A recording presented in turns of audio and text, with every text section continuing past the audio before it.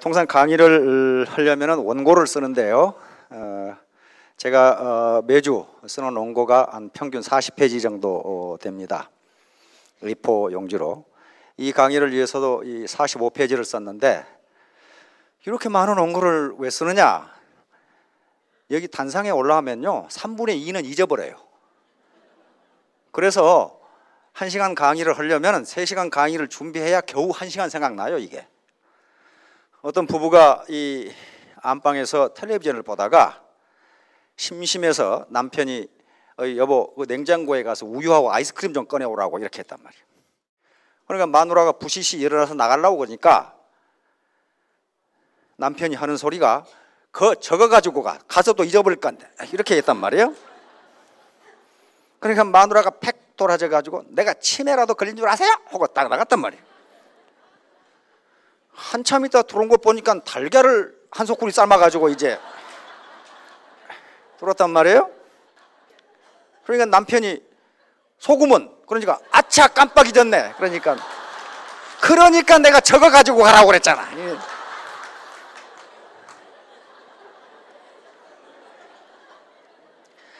그게 다 똑같은 현상이에요. 이게 몇 분 빼놓고는 어떤 시골의 노신사가 서울로 딸을 시집 보내놓고 딸한테 한번 가보겠다고 그러니까 딸이 아버님께 전화를 했습니다. 서울은 눈 감으면 코베 가니까 절대로 뭐 사라고 하면 사지 말고 뭐 가입하라고 하면 하지 말고 이렇게 신신당부를 해. 그래서 알겠다. 그래가지고 서울역에 내려서 택시를 타고 딸네 집에 갔는데 도착해서 요금이 10,000원이 나왔는데 아니 할아버지 10,000원 나왔는데요. 할아버지가 내 이놈아 노인이라고 속일라 그래? 내가 2,300원부터 시작하는 거 다 봤다 이놈아. 그러니까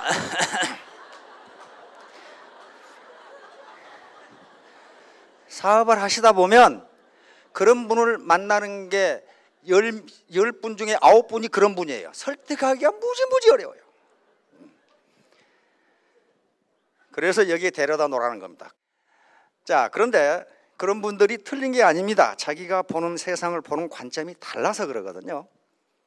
이게 뭐처럼 보여요? 만약에 이것이 대학 입시에 나왔다면 정답이 있을 겁니다. 근데 세상 만사는 정답이 없어요. 도봉산을 올라가는 방법이 길이 하나만 있는 게 아닙니다. 여러 개가 있어요. 근데 학교에서는 이것이 정답이라고 가리키니까 창의성이 없어지고 사회 나와서 학교의 우등생이 사회 열등생이 되는 이유가 거기 있습니다. 이 이미지를 보시면은 이건 정답이 없어요. 나는 이걸 뭐라고 생각한다. 그렇게 그걸 주장하면 안 되고 왜 그러는가만 논리적으로 전개하면 그건 맞는 거예요. 왜냐하면 나는 그렇게 본다는데 누가 어떡할 거냔 말이에요. 이거 뭘로 보입니까? 활주로. 활주로로 보이죠? 어떤 사람은 고속도로라고 또 그러더라고. 근데 제가 이걸 그린 것은 저 디자이너한테 이렇게 그려달라고 요구를 했어요. 이건 어떤 사나이가 서서 오줌 누는 장면을 뒤에서 그린 겁니다.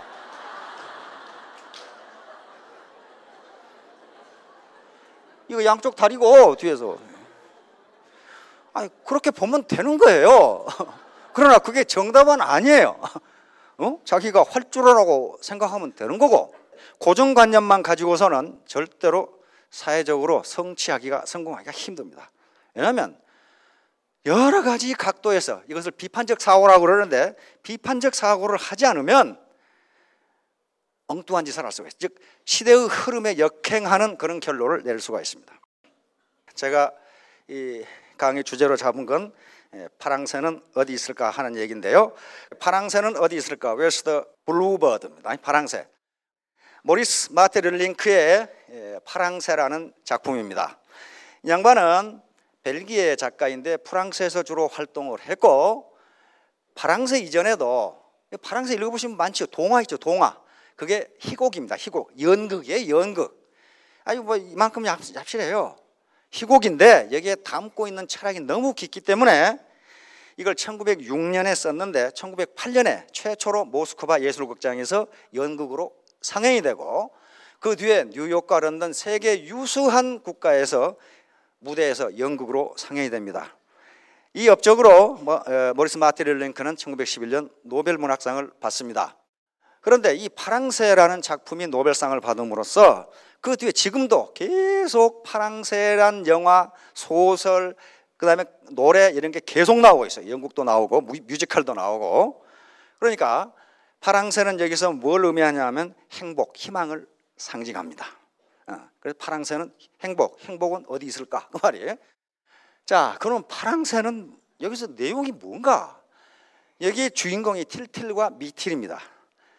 이제 내용은 뭐냐면은 틸틸과 미틸이 어린아이입니다. 어린 틸틸이 오빠고 미틸이 밑에 여동생인데 이웃집 부잣집에서 크리스마스 이브날 화려하게 장식도 하고 촛불도 켜고 뭡니까 터키 그저 뭐라고 칠면조도 이렇게 놔두고 이 틸틸과 미틸은 가난한 나무꾼의 아들과 딸이에요. 그래서 아이고 저 집은 얼마나 행복할까 그렇게 생각하고 있는데 이웃집에 사는 요술 할머니가 찾아와서 자기 딸이 아프니 너희가 키우는 새를 달라고 이야기합니다. 우리 딸이 아픈데 파랑새를 보고 싶어 한다 이거예요.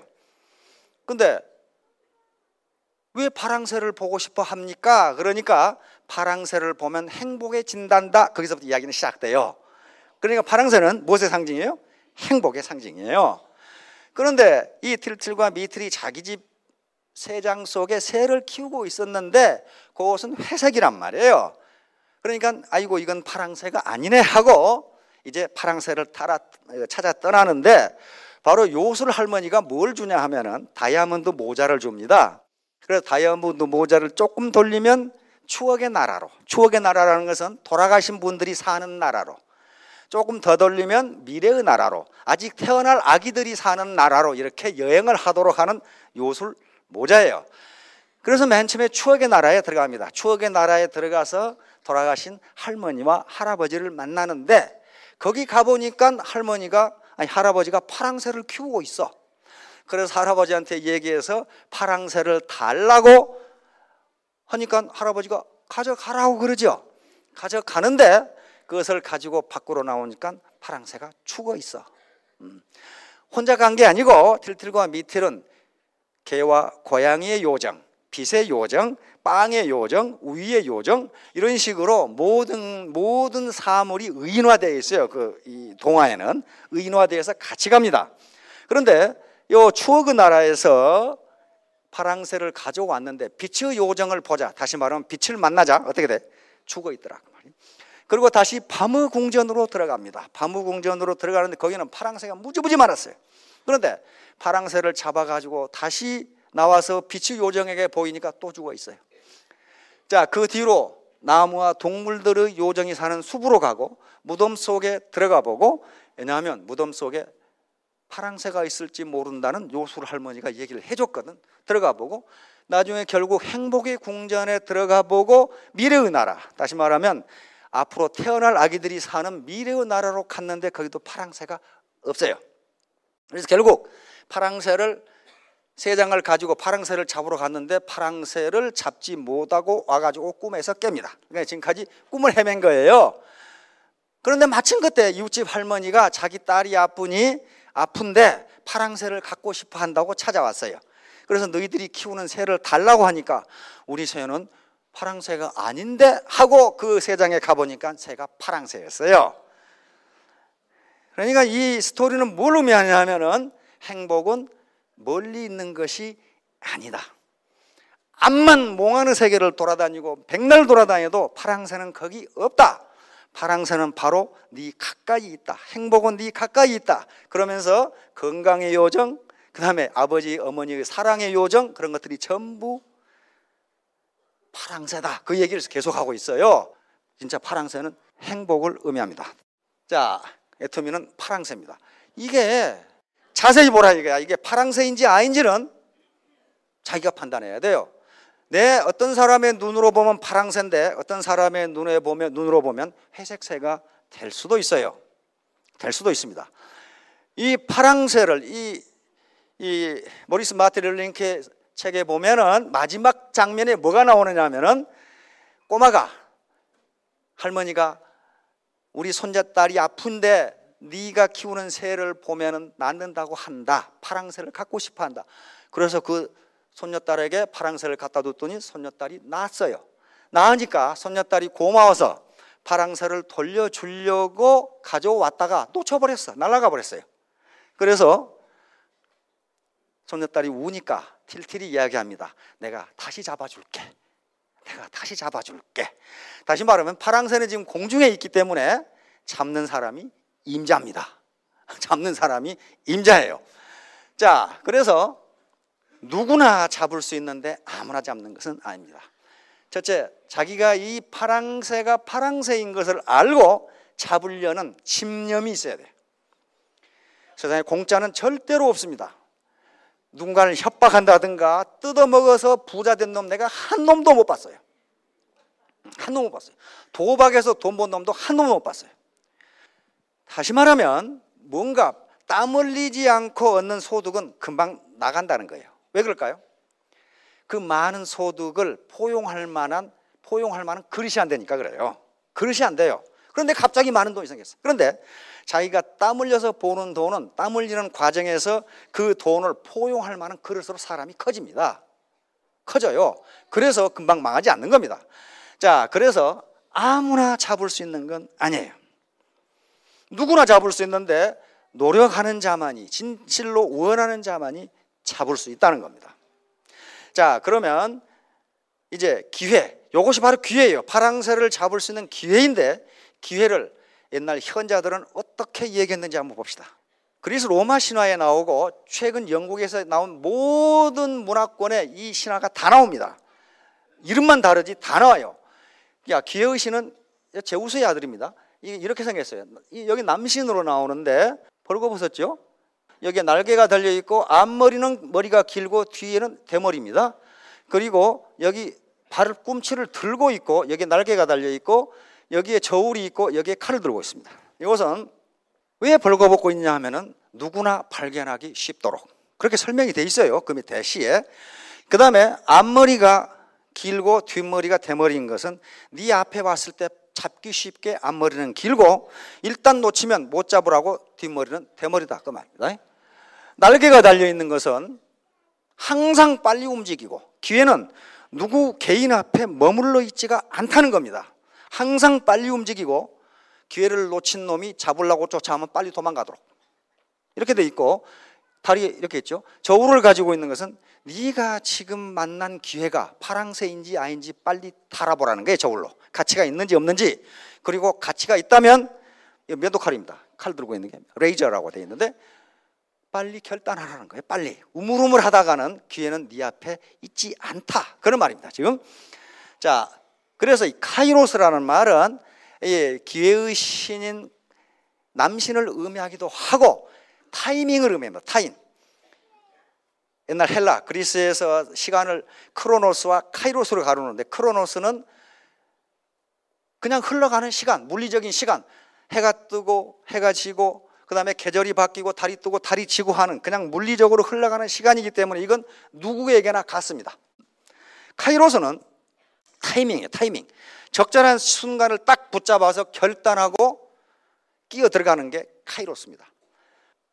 그 카레이서 선수들이 있죠. 그 그냥 막 300km 달리는 맨날 부서지고 부딪히고 하는 게 있죠. 그런데 꼴찌하고 1등하고 차이는요 0.1초도 차이가 안 나요. 그런데 바로 1등은 어떤 재주를 가지고 있는 사람이 어떤 선수냐면은 끼어들 타이밍을 잘 잡는 시간 선수랍니다. 그래가지고 한 번 앞에 가버리면 안 놓쳐요. 어디서 여러분들 볼 수 있냐면요 쇼트랙 있죠. 그죠? 동계올림픽 쇼트랙. 우리 선수들 보세요. 한참 뒤에 가죠. 뒤에 가다가 전광석화처럼 끼어들어가죠. 그리고 안 놓쳐요. 그런데 1등하고 2등하고 차이가 몇 초나 됩니까? 100분의 1초도 안 돼요. 그렇죠? 요거 한 날 차이죠. 요거 어떤 놈이 먼저 하느냐 그 차이예요. 그러니까 그 타이밍을 맞춰서 끼어들어가는 게 굉장히 중요하다. 따라서 인생이라는 긴 이 여행을 하는데도 어떤 이것이 기회인지 아닌지 타이밍을 잡아야 된다고. 자, 이제 이것이 로마 신화로 넘어오면 카이로스가 오카시오로 변합니다. 오카시오는 이제 여신으로 변합니다. 자, 여신이지요. 보니까 출렁이는 바다 위에 있습니다. 바다 위에 있는데 여기 뭡니까? 항상 움직이는 바퀴 위에 있어요. 요 스카프는 움직이고 앞머리는 길고 뒷머리는 없어요. 똑같습니다.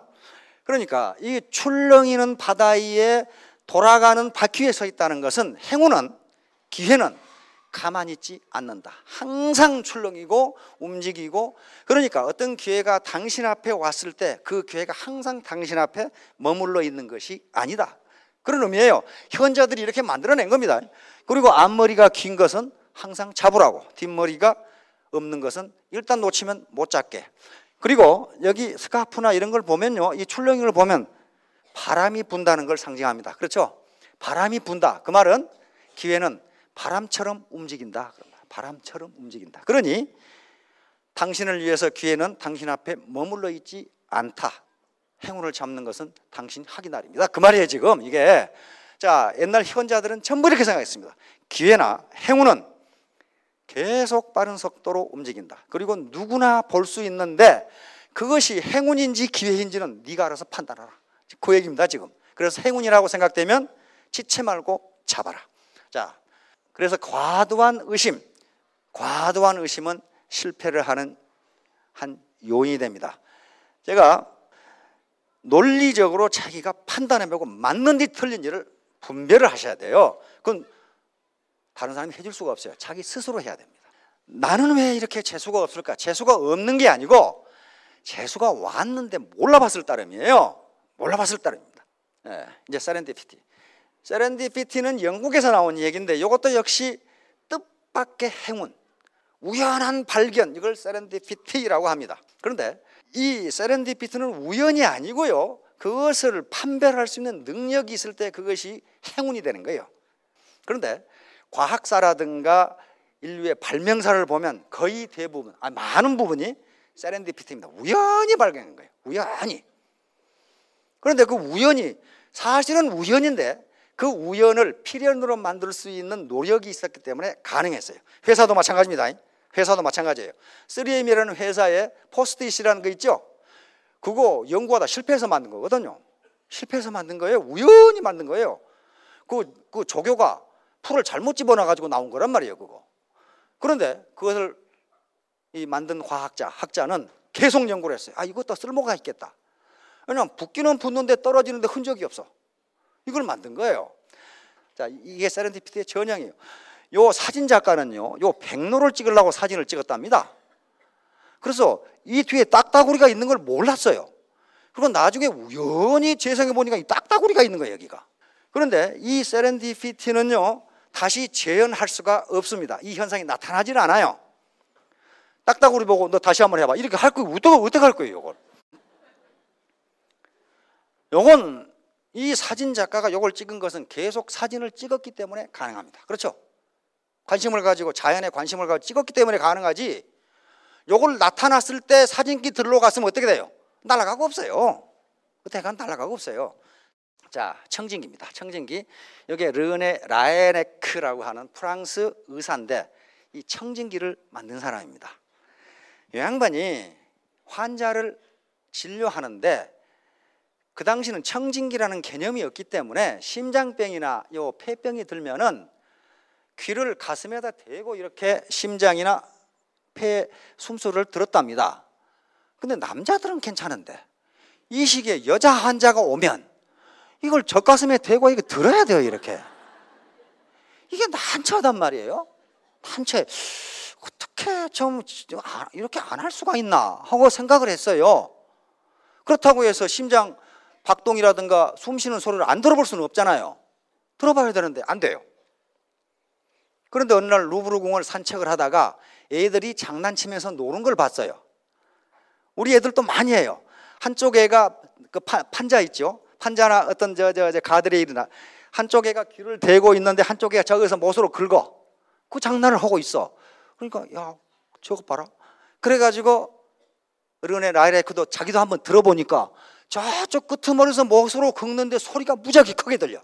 아이고 이거 봐라. 이렇게 생각하란 말이야.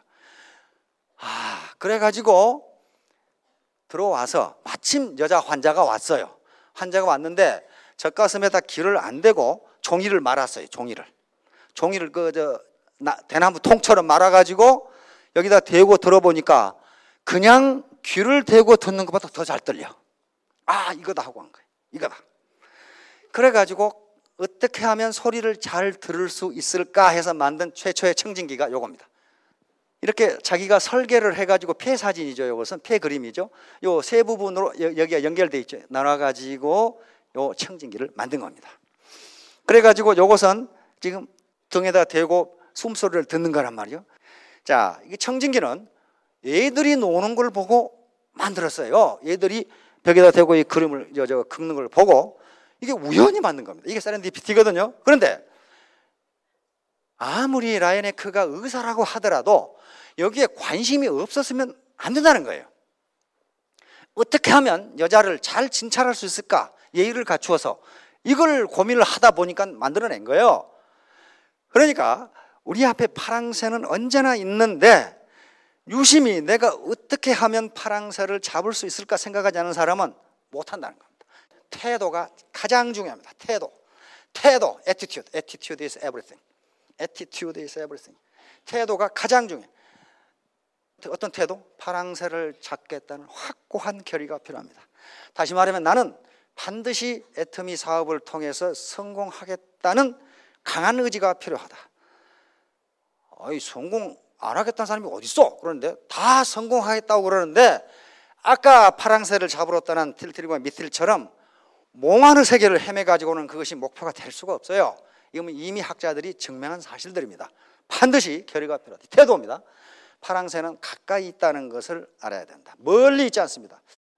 파랑새는 가까이 있고 애터미는 파랑새라는 걸 발견하신 분들도 있고 발견하지 못한 분들도 있는데 그것은 자기 책임입니다. 그래서 기회의식은 무한정 기다려주지를 않습니다. 파랑새 증후군이라고 하는 것이 있는데 이건 병적인 현상입니다. 현재 자기 주변에 있는 어떤 현상에 대해서는 항상 불만이고 뭔가 멀리 뭔가 있을 거라고 맨 먼 것만 쫓아다니는 현상을 파랑새 증후군, 브루버드 신드롬이라고 학자들이 붙였습니다.